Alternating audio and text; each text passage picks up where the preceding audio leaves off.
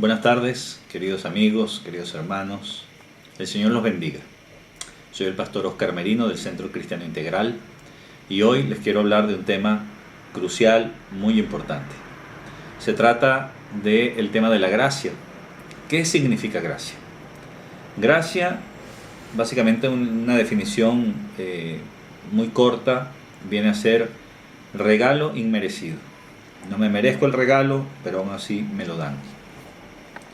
Y para eso, para poder ver qué significa la gracia, obviamente la gracia de Dios, vamos un momento a Efesios capítulo 2, por favor, del 1 al 9, dice: Y Él os dio vida a vosotros, cuando estabais muertos en vuestros delitos y pecados, en los cuales anduvisteis en otro tiempo, siguiendo la corriente de este mundo, conforme al príncipe de la potestad del aire, el espíritu que ahora opera en los hijos de desobediencia, entre los cuales también todos nosotros vivimos en otro tiempo, en los deseos de nuestra carne, haciendo la voluntad de la carne y de los pensamientos, y éramos por naturaleza hijos de ira, lo mismo que los demás.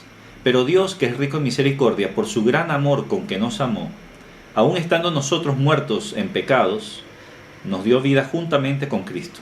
Por gracia sois salvos. Y juntamente con Él nos resucitó y asimismo nos hizo sentar en los lugares celestiales, como con Cristo Jesús, para mostrar en los siglos venideros las abundantes riquezas de su gracia, en su bondad para con nosotros en Cristo Jesús. Porque por gracia sois salvos, no por medio de la fe, y esto no de vosotros, pues es don de Dios, y no por obras para que nadie se gloríe, porque somos hechura suya, creados en Cristo Jesús, para buenas obras, las cuales Dios preparó de antemano para que anduviésemos en ellas. Y efectivamente, nosotros, aún estando muertos en nuestros pecados, en nuestros delitos, dice la Biblia que nos dio vida juntamente con Cristo en el versículo 5. Por gracia somos salvos. ¿Qué significa eso? Significa que el Señor, a pesar de nuestra condición de pecador, a pesar de nuestra condición humana desastrosa, que imposible alinearse a sus estándares, a sus estatutos, a sus mandamientos. Bueno, en vista de la imposibilidad humana de alcanzar a Dios obedeciendo la ley, el Señor, digamos que pasó por alto esto y básicamente se entregó a sí mismo para que se ejecutara en Él la justicia divina. Y por medio de Él es que podemos ser nosotros salvos. Dice que por gracia somos salvos. Nadie se merece la salvación. Ni tú ni yo nos merecemos la salvación. Nos merecemos el infierno porque no somos buenos. La Biblia dice que no hay nadie bueno. Sin embargo, aún así, dice que nos entregó la salvación. Claro, la salvación no es una entrega automática. La salvación está condicionada. ¿A qué cosa? A creer en Jesucristo. Si tú buscas en Juan 3.16, por ejemplo, o en Juan 1.12, tú te vas a dar cuenta que hay que recibir a Jesús, hay que reconocerlo como Señor. Si lees Romanos 10, 9 y 10, puedes ver el video donde se habla de la salvación, donde hablo de la salvación, ahí vas a poder encontrar más concreto de qué se trata. Pero aquí básicamente dice que la salvación es gratuita, es un regalo, es por gracia. Y es más, en el versículo 9 dice, no por obras para que nadie se gloríe, porque nadie va a llegar al cielo diciendo, yo lo logré, sin Cristo. De lo contrario, Cristo habría perdido su tiempo en la cruz. Ya lo he dicho varias veces. Y no es así. Solamente a través de Jesucristo alcanzamos y heredamos las promesas. Justamente en Juan 3.16, ¿no? Dice, porque de tal manera amó Dios al mundo, que ha dado a su Hijo unigénito, para que todo aquel que en Él cree no se pierda, mas tenga vida eterna. Porque no envió Dios al mundo para condenar al mundo, sino para que el mundo sea salvo por Él. El que en Él cree no es condenado, pero el que no cree ya ha sido condenado porque no ha creído en el nombre del unigénito Hijo de Dios. Entonces, como pueden ver acá, la salvación, que es gratuita, no merecida, nos la otorga Dios cuando nosotros creemos en Jesucristo. Pero no solamente creer en Jesucristo, que Él es el Señor, que por cierto Señor significa dueño, amo, porque viene del griego kurios o kyrios, como le dicen algunos, porque la Y en griego se pronuncia como U, es upsilon. Entonces, si Él es, y significa dueño, amo, Señor de todo. Así que si yo hago a Jesús mi Señor, mi dueño, automáticamente, como consecuencia, yo obtengo la salvación. Y eso es un hecho que se puede ver en la Biblia. Bueno, yo he experimentado eso también en mi propia vida y la de tantos otros que he visto que tienen el mismo testimonio. Por eso yo te invito, ¿verdad?, a que tú puedas también decidir aceptar a Jesús como Señor, como amo, como dueño de tu vida. Y eso implica obviamente una obediencia posterior, porque nadie se va a hacer, digamos, por decirlo de alguna manera, esclavo, ¿verdad?, de alguien haciéndolo Señor o amo, y después no obedecer, porque entonces ¿dónde está no habría, digamos, una consecuencia, sino que más bien habría una hipocresía, una ruptura, falta de integridad. Así que efectivamente Dios no envió a Jesucristo para condenar al mundo, sino para que el mundo sea salvo a través de Él, dice la palabra de Dios. Porque todo aquel que en Él cree ya se ha salvado y ha pasado de muerte a vida. En Isaías 53, de hecho, para que ustedes puedan ver un poco este tema, dice a partir del versículo 3 al 6, despreciado y desechado entre los hombres, varón de dolores, experimentado en quebranto, y como que escondimos de él el rostro y fue menospreciado y no lo estimamos. Ciertamente llevó él nuestras enfermedades y sufrió nuestros dolores, y nosotros le tuvimos por azotado, por herido de Dios y abatido.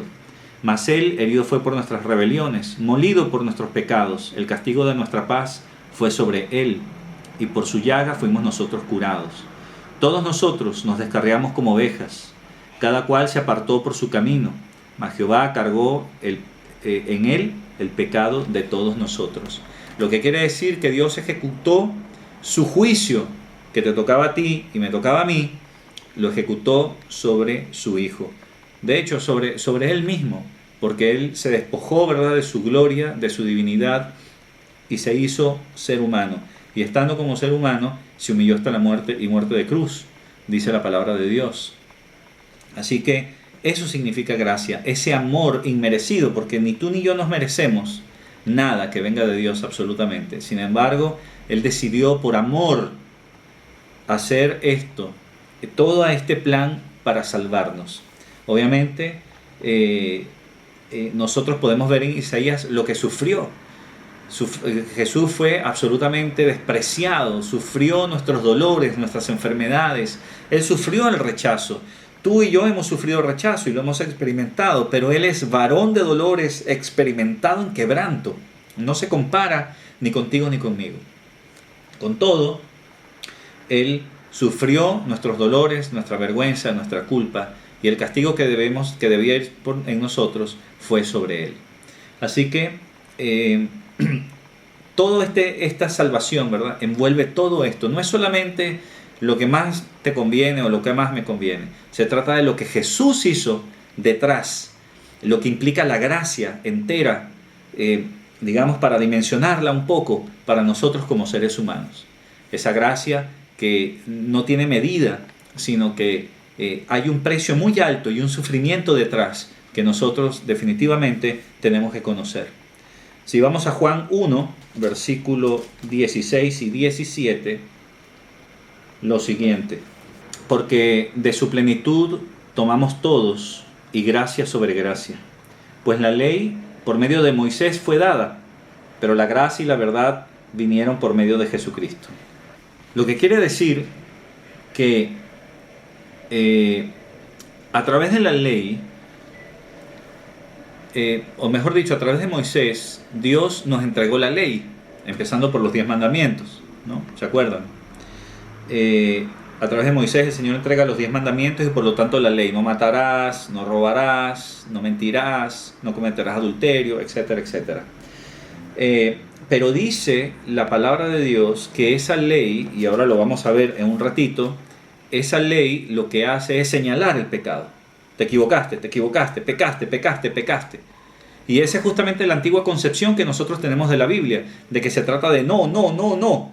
Y no es así.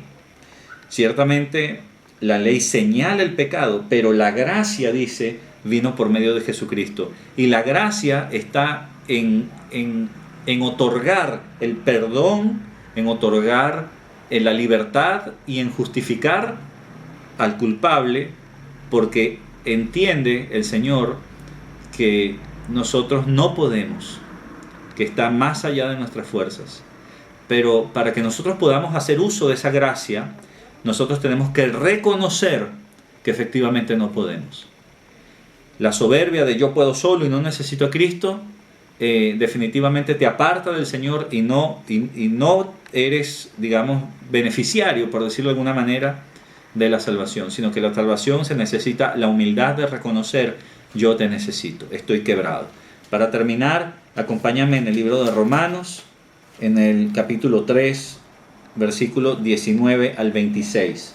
Dice así: pero sabemos que todo lo que la ley dice, lo dice para los que están bajo la ley, para que toda boca se cierre y todo el mundo quede bajo el juicio de Dios. Ya que por las obras de la ley ningún ser humano será justificado delante de él. Ninguno, dice. Porque por medio de la ley es el conocimiento del pecado. Te señala, la ley señala, y nadie puede justificarse a través de la ley. No hay nadie, no hay quien pueda, por más pulcro que la cumpla, no puede ser justificado. En algún momento falla, en algún momento se equivoca, en algún momento quebranta la ley. En el 21 dice: pero ahora, aparte de la ley, se ha manifestado la justicia de Dios, testificada por la ley y por los profetas, la justicia de Dios por medio de la fe en Jesucristo, para todos los que creen en Él, porque no hay diferencia, por cuanto todos pecaron y están destituidos de la gloria de Dios, siendo justificados gratuitamente por su gracia, mediante la redención que es en Cristo Jesús, a quien Dios puso como propiciación por medio de la fe en su sangre para manifestar su justicia, a causa de haber pasado por alto en su paciencia los pecados pasados, con la mira de manifestar en este tiempo su justicia, a fin de que Él sea el justo y el que justifica al que es de la fe de Jesús. O sea, que básicamente, y para cerrar, nosotros entendemos que la justicia de Dios se manifestó en Jesús, en la cruz, ¿verdad? Porque Él pagó por nuestros pecados. Tu pecado y el mío fue ajusticiado, fue cobrado, digamos, fue pagado en la cruz del Calvario. Y para que tú y yo no tengamos que pagar el precio, Jesús lo pagó. Entonces ahí se manifestó la justicia, porque Dios es justo, y se manifestó en Jesucristo.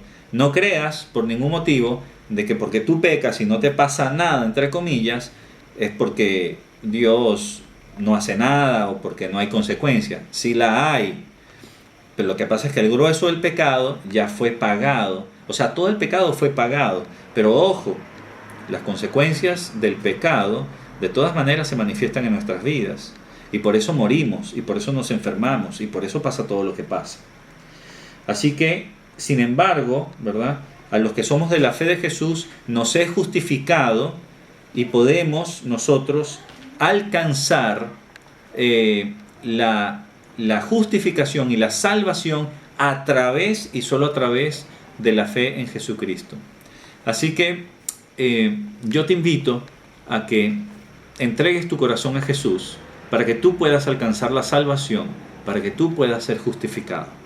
Así que si tú quieres hacerlo, cierra tus ojos y de corazón di conmigo: Señor Jesús, gracias, Señor, por haberme dado este mensaje. Te pido perdón por haber vivido lejos de ti y tenerte apartado, Señor, pero hoy en día yo te reconozco como el Señor, el amo, el dueño de mi vida. Ven a mi corazón. Te reconozco también que el Señor, que Dios te resucitó de entre los muertos y que por lo tanto tú vives. Así que te invito a que vengas a vivir a mi corazón y hazme una nueva criatura. En el nombre de Jesús, amén. Si tú hiciste esta oración, por favor, contáctanos. Aquí tienes en la pantalla, te salen los datos para que nos puedas contactar, y que el Señor te bendiga.